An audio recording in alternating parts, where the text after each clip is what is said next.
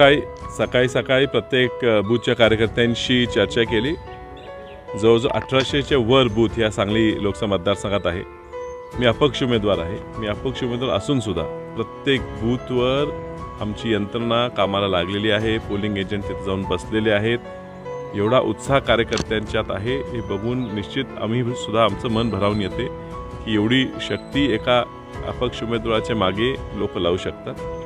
प्रत्येक ठिकाणी उत्साह आहे, चांगलं वातावरण आहे। हे चांगलं वातावरण असताना काही खंत मनात येते। काही गोष्टी जाणून बुजून केल्या जातात। माझ्या उमेदवारीपासून त्रास आहे। मला उमेदवारी मिळू नये, मला चिन्ह मिळू नये, माझं नाव बॅलेट मशीनवर कमी खालती लागावं, असे वेगवेगळे प्रयत्न झाले।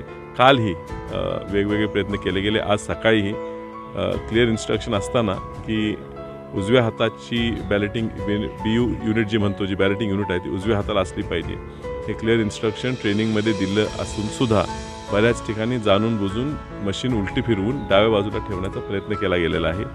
ज्या ठिकाणी आम्ही आमचे लोक जागरूक असल्यामुळे बदल केलेला आहे। बाहेर नमुना लावत असताना सुद्धा जाणून बुजून नमुना हा आतल्या बॅलेटिंग मशीनचा न लावता पोस्टल बॅलेटचा नमुना बाहेर चिकटवला गेलेला आहे। हे सुद्धा जाणून बुजून केलेलं आहे, कारण मतदार कन्फ्यूज व्हावा। काल दिवसभरात मोठ्या प्रमाणात दंडुकशाही, धमकेबाजी, स्वतः खासदार काय कार्यकर्त्यांना देऊन दम देऊन का कसं करतोय बघतो अशी भाषा करून गेलेले आहे। पैशाचा अमाप वापर, गैरवापर केला आहे, यंत्रणेचा गैरवापर केला आहे। सोशल मीडियाच्या माध्यमातून खोटे मीम्स व्हायरल करायचा प्रयत्न केलेला आहे।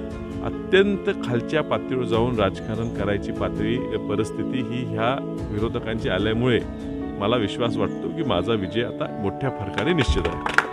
काही ठिकाणी तुमच्या विरोधातले व्हिडिओ व्हायरल केले जात आहेत, त्याला कसं उत्तर? विरोधातले नाही, हे जाणून बुजून बदनामी करणारे व्हिडिओ आहेत। हे ह्याला काय उत्तर आपण देणार आहे? याच्यातून हेच कळते की ह्यांचा केवळाना प्रयत्न आहे की काय जमानाच आता म्हटल्यावर काय ते दुसरं करून करायचं। ह्या पातळीवर राजकारण नेतील एवढ्या खालच्या दर्जाप्रमाणे।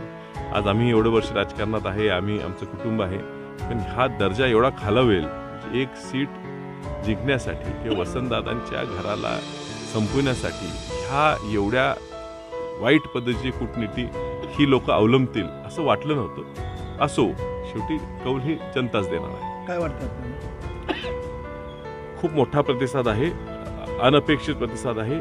मी विशाल पाटील म्हणून नाही तर जनतेचा उमेदवार म्हणून लढतोय। जनतेने ही इलेक्शन मनावर घेतलेली आहे। तुम्हाला पाहायला मिळेल ते 2 ते 2.5 लाखाच्या फरकानं या ठिकाणी ही सीट मी जिंकणार आहे। 2 उमेदवारच प्रमुख उमेदवार राहणार। भाजप विरुद्ध ही काँग्रेसचा विचाराचा विशाल पाटील हीच लढाई आहे आणि विशाल म्हणजे मी ही लढाई खूप मोठ्या फरकाने जिंकणार। म्हणजे काँग्रेसचा असेल का? तुमचे अनेक नेते हे काँग्रेसचे ज्येष्ठ नेते हे चंद्रहार पाटील म्हणजे जे महाविकास आघाडीचे उमेदवार त्यांच्याकडे त्याचा कुठेतरी फटका तुम्हाला बसेल का? हे बघा, निर्णय हा जनता घेते आणि जनतेला माहीत आहे की काँग्रेस पक्षाचा विचार आणि काँग्रेस पक्षाची विचारधारा ही जर कोण प्रभावीपणे मांडू शकते तर ते मी आहे।